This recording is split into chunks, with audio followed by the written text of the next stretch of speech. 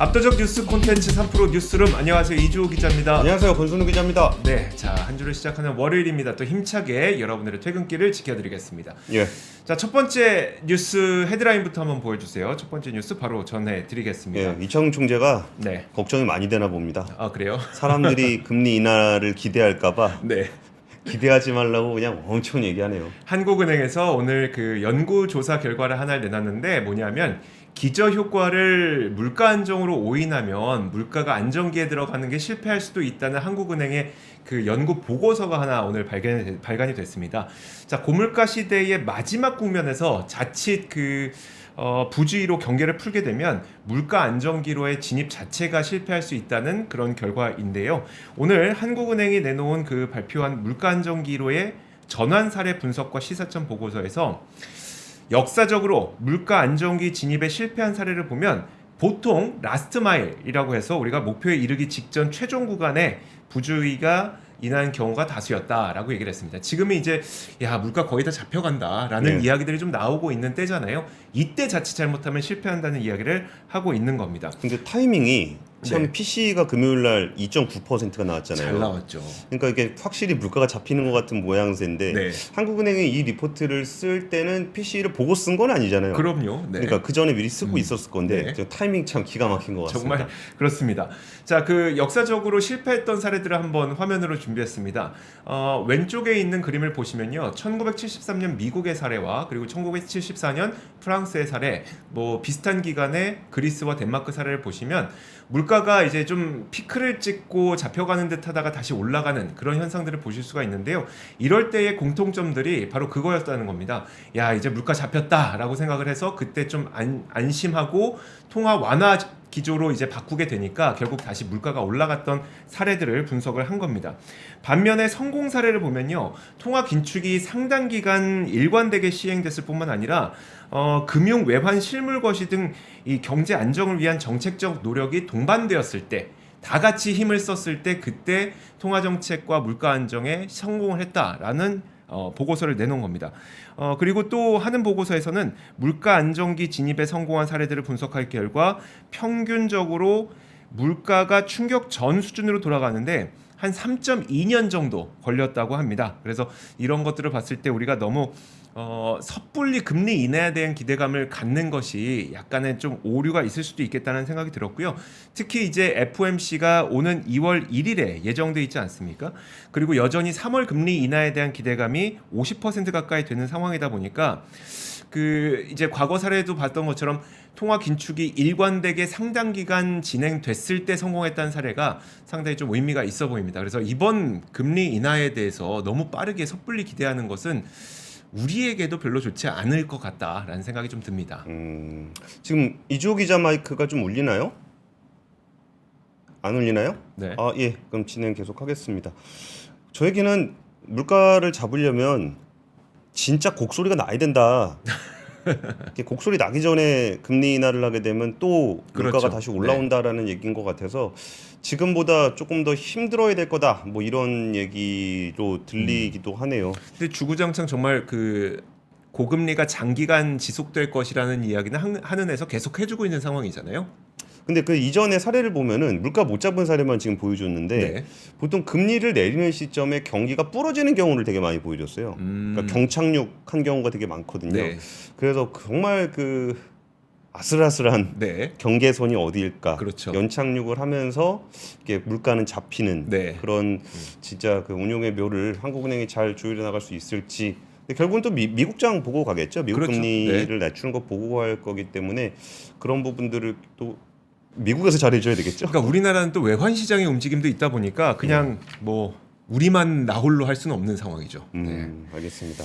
두 번째 뉴스는 중국 관련한 얘기를 좀 준비했는데요. 그러니까 증시가 이제 공매도 금지를 했는데도 약세더라라는 얘기인데 오늘 좀 중국 관련한 뉴스 중에 좀 큰 뉴스가 좀 여러 개 있어가지고 네. 얘를 좀 묶었습니다.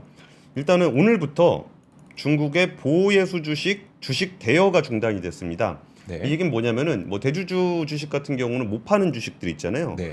그런 주식들을 대여를 하는 방식으로 이제 다른 사람이 공매도를 하는 방식의 어떤 패턴들이 좀 나타났다는 거예요. 그래가지고 이제 그 보호예수 주식에 대한 주식 대여를 중단을 했는데 주식 대여를 중단을 하게 되면은 그 주식을 뭐 왜 빌리겠어요? 팔려고 빌리죠. 예, 그러니까 공매도 매도하려고 예, 빌리죠. 매도를 하려고 빌리는 건데 그러니까 사실상 공매도를 금지시킨 것과 마찬가지입니다. 근데 우리나라 같은 경우는 주식 공매도 금지시킨 그날은 많이 올랐거든요. 네. 뭐 그 이후에는 좀 수급이 꼬이긴 했는데 이게 지수는 좀 약세를 보였습니다. 상하이 종합 지수나 뭐 선전 성분 지수나 뭐 홍콩 H는 조금 올랐는데 네. 근데 뭐 사실 저런 효과는 있을 거예요. 이전에 워낙 부양책을 몇 번 썼기 때문에 이게 공매도 금지 이전에 좀 주가 많이 올랐습니다. 네. 그래서 그런 영향도 있을 건데 악재가 두 개가 있었습니다. 이 악재 두 개 굉장히 좀 큰 악재인데 하나는 헝다의 청산 소식입니다. 그 홍콩 법원에서 청문회가 1년 반 동안 지속이 됐지만 회사는 아직 441조 원 규모의 부채를 어떻게 정리할 것인지에 대한 구체적인 제안을 가져야지 못했다. 네. 예, 이제 법원은 충분하다고 말할 때가 왔다고 생각한다. 이제 뭐 봐줄 만큼 봐줬는데 기다렸다. 네. 이 정도까지 했는데도 네가 답을 없으면 이건 답이 없는 거 아니냐라고 얘기를 하고 있고요. 그리고 채권자가 구조조정 조건에 동의하지 못했다는 점을 고려하면 청산 명령은 시장에서 별로 놀랄 일은 아니다라는 얘기도 좀 나오고 있어요. 이 얘기는 청산을 하나, 네. 그 헤어컷 구조조정을 하나, 탕감을 하나. 네. 어차피 못 받을 거라고 채권자들이 보고 있는 것 같다. 그래서 이거는 좀 안 될 것 같다라는 얘기를 좀 하고 있는데 지금 헝다의 부동산 개발 사업장이 무려 1,200여 곳에 달한다고 해요. 네. 그 대부분 중국 본토에 있어서 청산 절차가 진행되기까지는 좀 시간이 오래 걸릴 것으로 보입니다. 이게 사업장 같은 경우는 분양을 받은 사람들이 있기 때문에 네. 이거를 끝까지 짓지 않을 경우 중국 정부가 가만히 있겠습니까? 그러니까요. 네. 그런 부분들 때문에 뭐 한 10년 이상 걸릴 거다. 라는 아. 얘기까지 좀 나오고 있습니다. 이게 악재가 또 하나 있었고요. 또 하나는 이건 미국에서 발표된 블룸버그 통신 보도인데 그 미국 행정부가 아마존을 포함한 클라우드 서비스 제공 업체가 자사 플랫폼에서 인공지능을 개발하는 외국 고객을 공개하도록 추진하고 있다라는 얘기예요. 네. 이 얘기를 보면은 좀 말이 좀 어려운데 이게 어떤 거냐면은 그러니까 우리가 인공지능을 학습할 때 쓰는 반도체가 엔비디아의 GPU죠. 근데 지금 중국 정부 중국에다가는 미국의 GPU를 못 팔도록 돼 있습니다. 네.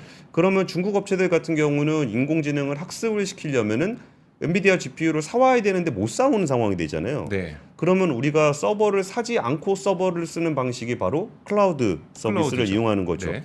대표적으로 아마존의 AWS라든지 마이크로소프트의 애저, 그리고 구글 클라우드가 있는데 거기서 GPU를 사서 가지고 있으면 네. 내가 가지고 있는 데이터를 가지고 학습을 시킬 수가 있습니다. 그렇죠. 근데 이번에 나왔던 얘기는 뭐냐면 미국 정부에서 그 자국 클라우드 업체들한테 야, 니네 고객 누군지 좀 알아봐. 다 공개해. 네. 라고 얘기를 한 거예요. 네. 그러면서 진나 러먼더 장관이 뭐라 그랬냐면 비정부 단체나 중국, 우리가 원하지 않는 이들이 AI 모델을 학습하는데 우리 클라우드를 사용하도록 내버려 둘 수 없다. 이러한 모델이 그들 손에 들어가는 것은 매우 위험하다라고 이야기한 적이 있습니다. 그 얘기는 뭐냐면 니네가 GPU를 사서 AI를 학습시키는 것도 안 돼. 그건 GPU를 아예 막았으니까요. IS 막았으니까. 네. 그리고 GPU를 가지고 있는 미국 클라우드 업체로부터 니네가 AI 학습을 시키는지를 일단 볼게.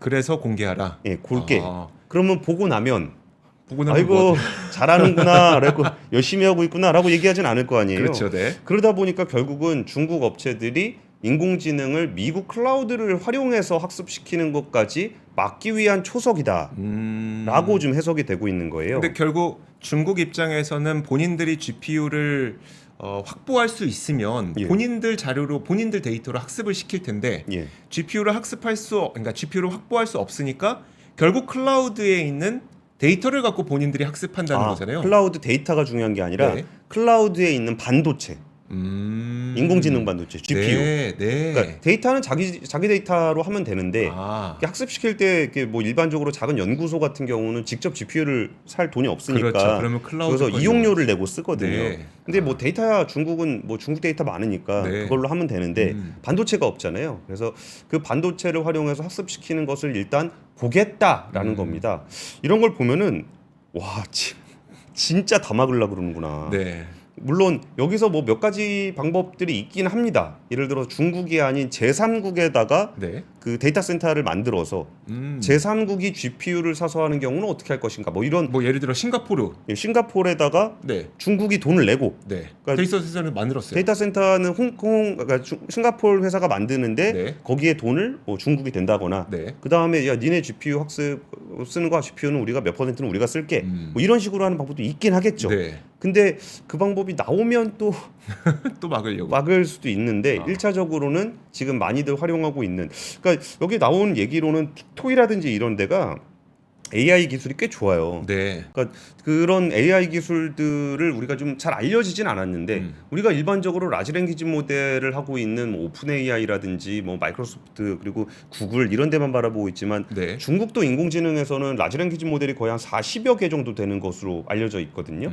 그러니까 그럼 이 40여 개 되는 그 라지 랭귀지 모델을 어떻게 구현을 했을까? 네. 지금은 뭐 조금 H800이라든지 이런 엔비디아 칩을 쓰고는 있는데 네. 그거를 만약에 또 못하게 한다 그랬잖아요. 그렇죠. 그럼 그 다음에는 그 정도의 데이터 센터를 가지고 있는 데가 이제 미국 업체들이니까 이걸 활용해서 하고 있거든요, 지금도. 네. 그러니까 그거의 명단을 공개하라는 얘기가 이거는 AI에 대해서 철저하게 막겠다라는 시그널로 인식이 되면서 전반적으로 오늘 중국 증시는 좀 약세를 보였습니다. 성적표 좀 갖고 와봐. 뭐라고 하려고 하는 건 아니야. 그런 거죠. 예. 자, 다음 뉴스 한번 보도록 하겠습니다. 이번엔 좀 그 지정학적 리스크와 관련된 그 새로운 업데이트를 좀 말씀드리도록 할 텐데요. 저도 오늘 이 뉴스를 좀 보고 깜짝 놀라긴 했었는데 미군의 첫 번째 사망 사고가 발생을 했습니다. 그러다 보니까 중동 지역에서의 확전 우려가 좀 나와 있는 상태고요. 그런 반면에 미국 에너지 안보 고문은 후티 반군의 그 상선에 대한 공격 영향은 물가에 미치는 영향이 그렇게 크진 않을 것이다라고 얘기를 하고 있습니다. 다만 이런 그 상황들을 봤을 때 지정학적 리스크가 장기화되면 이 물가의 어떤 상승 압력을 그 지속적으로 가할 수밖에 없는 건 사실인 것 같습니다. 내용을 좀 전해드리면 이날 백악관의 에너지 안보 담당 선임 고문이 홍해에서 이루어지고 있는 친이란 예멘 반군 후티의 상업용 선박 공격의 영향은 제한적이라고 평가를 하면서 비용이 커지는 건 사실이지만 물가 상승에 대한 영향은 상대적으로 미미할 거다라고 평가를 내렸습니다. 그 이유를 한번 살펴보면 이 근거를 좀 들 수 있을 것 같은데요. 지난 2개월 동안 홍해 지역에서 수많은 뭐 드론 공격이라든지 그 이스라엘로 향하는 상선에 대한 후티 반군의 공격이라든지 이런 것들 때문에 수많은 항로가 변경이 됐잖아요. 그러다 보니까 당연히 전 세계 운임 비용이 급등했다는 것은 저희가 수차례 전해드렸었는데 반대로 국제 유가는 지난 그 팔레스타인과 이스라엘 이스라엘 전쟁으로 인해서 전쟁이 발발했던 10월 7일보다도 낮은 상황입니다. 그러니까 물가 상승에 대한 영향력이 상대적으로 좀 서로 상쇄가 되고 있다는 거죠. 이런 것들이 물가 상승 압력이 생각한 것만큼 크지는 않다고 평가를 한 거긴 한데 여전히 중동 확산, 그러니까 중동 확전에 대한 우려는 커지고 있습니다. 앞서 말씀드렸던 것처럼 처음으로 미군의 사망자가 발생을 했는데요. 저는 이게 좀 의미가 좀 있지 않을까 싶어요. 저도 그렇습니다. 바이든 대통령의 성명을 한번 살펴보면요. 지난 28일에 지난밤 시리아와의 국경지대인 요르단 북동부 주둔한 미군 부대에서 무인기 공격으로 3명이 숨지고 많은 병사들이 다쳤다라고 밝혔습니다. 그리고 반드시 책임을 묻겠다고 밝혔고요. 팔레스타인 무장정파 하마스의 이스라엘 공격 이후에 이 중동에서 미군 전사자가 발생한 건 이번이 처음이거든요. 사실 미군 사망자가 발생했는지 안 했는지 여부가 전쟁의 어떤 상당히 중요한 변곡점이 될 가능성이 있습니다. 왜냐하면 여론도 굉장히 중요하기 때문이죠. 그렇죠. 예.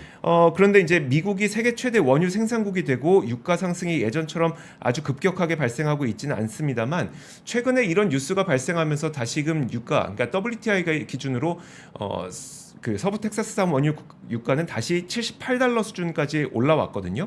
그러다 보니까 지금까지는 에너지 가격이 낮아서 물가 상승 압력이 좀 상쇄됐다면 이제 다시 뭐 지정학적 리스크 때문에 에너지 가격까지도 올라가게 될 경우에는 물가 상승 압력으로 다시 작용하게 될 가능성을 좀 배제할 수 없습니다. 여기다 또 미군의 첫 번째 사망자까지 발생을 하다 보니까 이것이 중동 확전에 대한 우려로 발생을 하게 되면 결국 이거는 좀 장기전으로 발현될 가능성이 좀 높기 때문에 이 부분은 사실 우리가 물가 상승으로 좀 압력으로 배제하기 어려울 것 같습니다. 그러니까 이런 부분들이 사실 물가 상승으로 연결될 수 있다라고 했을 때 여론이 안 좋을지, 네. 뭐 이스라엘 사람이나 뭐 팔레스타인 사람들이 죽었다는 거에 여론이 안 좋아질지, 이거하고 미군이 사망을 했다라는 거는 여론에 다르죠. 영향을 많이 미칠 네. 수 있잖아요. 이럴 때는 사실 그 미국 정치인들 입장에서는 굉장히 좀 강한 어조로 얘기를 할 수밖에 없잖아요. 네. 그리고 또 이제 올해 또 선거도 있고 하다 보니까 그런 부분들에서 좀 선명성을 보여주기 위해서 뭔가 좀 강한 네. 대응을 하게 될 경우가 좀 우리가 우려스러운 거죠. 그렇죠. 이거는 네. 단순히 뭐 유가가 오르냐 안 오르냐 뭐 이런 부분들을 떠나서 전쟁 양상이 좀 달라질 수 있는 전기도 될 수 있지 않을까 네. 좀 걱정되네요. 그 오늘 제가 전해드릴 뉴스는 그 신생아 특례 대출이 오늘부터 신청을 받게 됐습니다. 이거 정말 많은 분들 기다리고 계시지 않습니까? 아까 오전에 잠깐 들어가 봤는데 네. 뭐 저는 당사자는 아닙니다. 네. 뭐 신생아 뭐 셋째 날 생각은 없고요. 와 근데 대기자가 거의 1,000명 이렇게 돼. 1,000명. 대기자가 1,000명이요? 네. 그래가지고 뭐 접속 대기 시간이 뭐 1시간 이상 된다. 뭐 이런 얘기들까지 나오고 있는데요.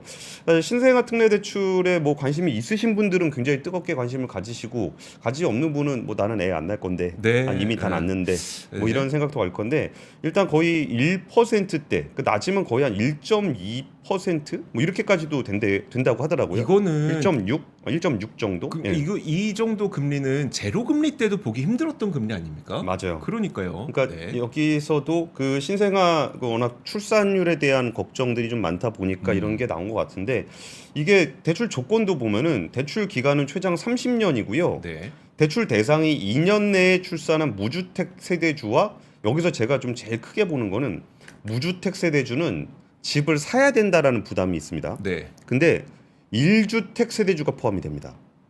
어? 대환 대출. 아. 그리고 부부 연 합산 소득이 1억 3천만 원이야. 꽤 높게 잡혔네요. 예, 이 정도면은 거기다 DTI 60%, LTV가 70%. LTV가 70%요? 예, 예. 그리고 DSR 적용 안 됩니다. 그러니까 여기서 금리는 뭐 최고 3.3, 최저 1.6인데 네. 여기에 뭐 청약저축에다가 뭐 부동산 전자계약 이런 거 특례 조건들 몇 개 해갖고 우대금리 받으면 1.2까지 나온다는 거예요. 네. 그리고 이제 이거를 특례 금리는 5년간 유지가 되고 여기서 추가로 한 명을 더 나면 5년을 연장해서 최대 15년까지 적용이 된다고 합니다. 3명까지 나오면 되네요. 근데 이거는 이제 특례 금리 관련한 얘기인데 특례 금리 아니라고 하더라도 네. 굉장히 좋은 금리잖아요. 그러다 보니까 이게 뭐 집을 사는 사람들은 좀 고민이 되겠지만 네. 1주택을 이미 산 사람들 입장에서는 이건 무조건 해야 되는 거죠. 그러니까 1주택자가 대환할 때만이죠. 그러니까 추가할 때는 아니죠. 추가는 아닙니다. 추가는 안 되는 네, 거죠. 그리고 한도도 받은 것까지만 네네. 되는데 그러니까 대환을 해야 되는 사람 입장에서는 뭐 무조건 그렇죠. 받아야 되는 그런 대출입니다. 네. 그러다 보니까 굉장히 좀 많은 분들이 좀 신청을 하게 됐는데 이 부분이 정부의 고민이 좀 느껴져요. 네. 요새 부동산은 별로 안 좋고 근데 집값도 올리려 그러니까 지난해 특례 보금자리론 했다가 맞아요. 또 부동산 시장 자극했다고 또 비판을 받고 네. 예, 선거 총선은 다가오고 근데 여기서 저출산은 굉장히 좋은 명분이 되잖아요. 네. 그래가지고 정말 파격적인 조건의 그 대출 상품이 나왔고 오늘 이렇게 한 1,000명 정도가 대기하면서 1시간 동안 대기를 해야 되는 그런 정도이라고 합니다. 근데 지금 그 중곡동 신고가님이 낳은 사람도 좀 어떻게 안 되냐. 중곡동 신고가님이 애 둘 낳았다. 네. 예, 저도 둘 낳았습니다. 그래서 저도 좀 어떻게 안 되나. 그렇습니다. 몇 년까지 신혼입니까? 뭐 이거랑 똑같은 거 아닙니까? 뭐 그러면? 앞뒤로 2년이라고 하니까 네. 저희 애는 이미 작은 애가 아. 이제 학교 갈 때가 돼가지고 해당이 안 됐습니다. 그래도 이제 낳고는 싶지만 고민이 많이 되셨던 분들이 또 해당할 수 있는 거라서 자, 좋습니다. 그리고 다음 뉴스 한번 보도록 하겠습니다. 저는 뉴스를 통해서 처음으로 이제 주주 환원에 대한 이야기를 좀 전해드리는 게 아닐까 싶은데요. 사실 증권사들은 요즘에 부동산 프로젝트 파이낸싱이라든지 아니면 영풍재지 사태 이런 것들로 인해서 실적은 분명히 안 좋을 것 같잖아요. 그럼에도 불구하고 지난 며칠 동안의 증권사들의 주가 움직임을 보면 상당히 꽤 반등하고 있다는 것 확인하실 수가 있을 것 같습니다. 그 이유 가운데 하나로 꼽히고 있는 것이 주주 환원 정책을 각사에서 좀 강화하고 있는 움직임들이 나타나고 있거든요. 자, 업계 1위인 미래에셋증권이 올해 가장 먼저 자사주 매입을 발표를 했고요. 그리고 이제 그러다 보니까 국내에 있는 다른 증권사 증권사들도 잇따라서 배당이라든지 자사주 매입 등 주주 환원 정책을 좀 강화하지 않을까라는 기대감이 있는 상태입니다. 미래에셋증권은 일단 보통주 1,000만 주 그리고 우선주 50만 주 규모의 자사주 매입을 추진할 거라고 밝혔고 삼성증권 역시 이사회에서 주당 2,200원의 배당금을 지급하는 안건을 결의했습니다. 삼성증권은 최소 배당 성향 35%가 이상이 될 것으로 제시를 했고요. 올해 배당 성향도 35.8%로 지난 2022년과 같게 유지한다고 밝혔습니다. 그리고 삼성증권은 실적이 좋아져서 전년보다 배당금을 500원 늘린다고 했는데 500원 늘리면 배당금이 29% 증가하게 되는 겁니다. 근데 사실 약간 좀 그런 게 뭐냐면 이게 나쁜 건 아닙니다. 나쁜 건 아닌데 이제 미국에 있는 그 장기간 배당을 성장시키는 기업들의 배당 성장률을 보면요. 그렇게 높지 않습니다. 뭐 10% 정도 되면은 굉장히 높은 거고 5% 정도 되는 곳들도 상당하거든요. 다만 그 기업들은 장기간 지속적으로 배당을 성장한다는 믿음을 시장에 그러니까 심어준 기업들이고 그래서 이제 삼성증권이 배당금을 굉장히 크게 늘린 거는 좋긴 좋은데 이게 이렇게 됐을 때 약간 나중에 걱정되는 점이 뭐냐면 그럼 실적이 안 좋아졌을 때 예. 배당을 다시 또 깎을 가능성도 있게 되거든요. 그래서 사실 배당이라든지 아니면 주주 환원이라고 하는 것은 지금 당장 꽤 큰 금액을 추진하는 것도 중요하지만 장기간 오래 지속하는 것이 또 굉장히 중요합니다. 그래야지 또 외국인들은 지속적인 매수를 할 수가 있는 거니까요. 그래서 좀 주주 환원이 예측 가능하고 시장에 신뢰를 줄 수 있는 방식으로 좀 꾸준히 됐으면 좋겠다는 바람이 있습니다. 일단 지금까지 발표된 거는 상당히 좋은 겁니다. 하지만 조금 더 발전되어서 지속 가능한 주주 환원이 이루어질 수 있다는 점도 시장에 신뢰를 씌워줬으면 좋겠습니다. 근데 오늘 이게 그 증시에서 나타난 현상을 보면은 지금 네. 증권사 중심으로 얘기를 하기는 하셨는데 그 오늘 그 MG 주식 아재 주식 얘기가 한참 돌았어요. MG 주식과 아재 주식이 나뉘어 있습니까? 네, 있잖아요. 아재 주식. 그 PBR 낮고 네. 그런 회사들 주가가 오늘 어마어마하게 올랐어요. 그러니까 MG 주식들이라 그러면 예를 들어서 뭐 인공지능이라든지 네. 뭐 바이오라든지 뭐 이런 건데 오늘 그 무거운 태광 산업이 17%가 올랐고 네. 거기 SK 지주 여기도 이거 들고서 뭐 200만 원 간다고 하고 들고 있다 고생하시는 분들 굉장히 많을 건데 거의 9.9%가 올랐고요. 이게 어떤 이슈가 있었냐면은 여기가 그 자사주 많이 가지고 있는 지주사들 주가가 되게 많이 올랐습니다. 이게 그 요즘에 분위기가 뭔가 좀 원하면 다 해줄게 약간 이런 분위기가 있잖아요. 네. 그래가지고 자사주 소각 관련한 제도 개선이 있을 거다라는 그 이미지가 좀 인식이 좀 있어요. 네. 얘기들이 좀 있다 보니까 자사주를 좀 많이 가지고 있는 회사, 뭐 금호석유 같은 경우도 8.85% 이렇게 급등하는 모습을 보이면서 이게 보통 이 회사들은 정말 주가 잘 안 움직이는 회사들인데 네. 여기서 이제 좀 무겁게 있는 회사들이 자사주 소각 관련한 기대감으로 이게 급격하게 올랐습니다. 그래서 MG 주식이 아니라 아재 주식의 시대가 왔다. 확실히 변화된 모습은 보기 좋습니다. 예, 근데 이게 뭐 실질적인 변화로 이어져야 의미가 그렇죠. 있는 거지. 근데 네. 오늘 주가 오른 거는 뭐 그동안 워낙 그 아재 주식에 물려있던 분들에게는 조금 숨통이 트이지 않았을까 싶습니다. 다음 준비한 뉴스는요. 오늘 지금 딱 나온 뉴스는 아닌데 그 수은법 개정안 관련한 보도를 하나 전해드리겠습니다. 무슨 법이라고요? 수출입은행법. 네. 이게 수출입은행법 내용이 뭐냐면은 수출입은행의 자본금을 지금 현재 15조 원에서 최대 35조까지 늘리는 개정안이 네. 국회에 계류돼 있습니다. 근데 이게 왜 의미가 있냐면은 그 우리나라 방위산업 기업들이 폴란드라든지 뭐 이런 데다 수출하기로 돼 있는 것들이 있잖아요. 네. 근데 방위산업 같은 경우는 이게 수출을 할 때 수출 보증을 끊어줍니다. 네. 그러니까 우리나라 그러니까 물건을 파는 쪽에서 네. 대출까지 주선을 해줘요. 음. 그러니까 폴란드에다 대출 주선을 해주는 건데 주로 공적 금융기관들이 방위산업의 어떤 수출 보증을 많이 합니다. 그러니까 우리나라에서는 수출입은행 이렇게 생각하면 편할 수 있을까요? 그러니까 현대차가 차 팔 때 현대캐피털에서 돈 빌려주는 그런 건가? 약간 그런 네네. 느낌이죠. 그리고 이제 그 조선사들 같은 경우도 RG라는 거 이게 끊어주잖아요. 그렇죠. 예, 그런 식인데 이거를 해줘야 되는 데가 수출입은행인데 수출입은행이 이전까지 그렇게 길게 그러니까 큰 돈으로 방위 산업을 지원할 일이 없었잖아요. 주문이 네. 없었으니까. 네. 그래서 자본금이 좀 작게 돼 있는데 이거를 갑자기 막 수조 원 규모의 이게 방위산업 수주가 들어오니까 여기 금융 지원해 주려고 보니까 자기 자본이 부족한 거예요. 네. 근데 이제 국회에서는 야 그런 식으로 특정 기업을 지원하는 게 맞냐라고 하면서 좀 계류돼 있는 상황입니다. 근데 사실 그 거의 모든 나라가 방위 산업을 영위하는 거의 모든 나라가 공적 금융 기관을 통해서 수출 그 금융을 해줍니다. 네. 근데 이거는 좀 해줘야 되지 않을까 싶은데 이게 얼마나 웃지 못할 일이 벌어졌었냐면은 이미 그 방위 산업 관련한 수출을 했잖아요. 네. 그러니까 이거 정말 보기 안 좋은 낯 뜨거운 장면인데 네. 국방부에서 시중은행들을 다 불러가지고 국방부가 시중은행을요? 예. 원래 이런 일이 있습니까? 전 처음 봤습니다. 아, 네. 근데 거기서 좀 대출 지원을 좀 해달니까 민간은행을 불러다가 네. 대출 지원을 하라는 걸 또 국방부가 이렇게 압박을 하는 것도 되게 모양새가 안 좋은 거거든요. 그렇죠. 그래서 지금 좀 달라진 산업 환경 속에서 공적 지원을 할 수 있는 부분에 대해서는 좀 국회에서도 좀 논의가 좀 필요해 보입니다. 근데 요즘에 뭐 여야가 워낙 첨예하게 대립을 하다 보니까 거의 통과되는 법이 거의 네. 없다시피 하잖아요. 네. 근데 이런 것들은 굳이 여야를 따질 이유가 없는 것 같은데 그렇죠. 이런 것들에 대한 논의를 조금 더 시급하게 진행해야 되지 않을까 싶습니다. 자, 간단한 내용 몇 가지만 정리해드리고 마무리 짓도록 하겠습니다. 자, 다음 보시면은 그 미국의 바이오 안보법이 발의됐다는 소식과 함께 오늘 그 삼성바이오로직스는 상당히 좋은 모습을 보였고 반대로 이제 중국의 이 CDMO를 하는 기업인 우시바이오로직스가 주가가 크게 내려가는 현상이 나타났는데요.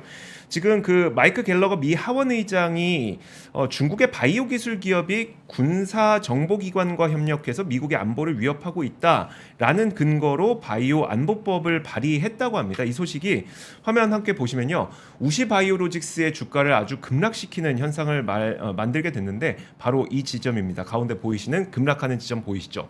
이렇게 급락시켰는데 세계 CDMO 기업들은 대표적인 기업 몇 개 안 됩니다. 그러니까 삼성바이오로직스, 스위스 론자, 그다음에 중국의 그 우시바이오, 그다음에 일본의 후지, 뭐 굳이 끼면은 이제 미국의 캐털런트라고 또 있긴 한데 몇 개 안 됩니다. 그 가운데 가장 생산 능력이 큰 게 이제 삼성바이오로직스이고, 그러다 보니까 이제 또 중국의 이 우시바이오로직스가 이 법안이 통과될 경우에 피해를 보게 되면 그 물량을 또 글로벌 그 빅파마에서 신뢰도를 쌓고 있는 삼성바이오로직스가 가져가지 않겠느냐라는 인식 때문에 이런 움직임이 나타났다고 보시면 될 것 같긴 한데, 어쨌든 그 실제로 법이 통과되는지 여부를 좀 봐야 되기 때문에 불확실성은 남아 있긴 하나, 어쨌든 그 전 세계에서 야 중국이 빠지게 되면 어디에 주문 넣어야 되냐라는 데에 대해서는 좀 일정 부분 공감대를 갖고 있는 것으로 좀 보입니다. 네.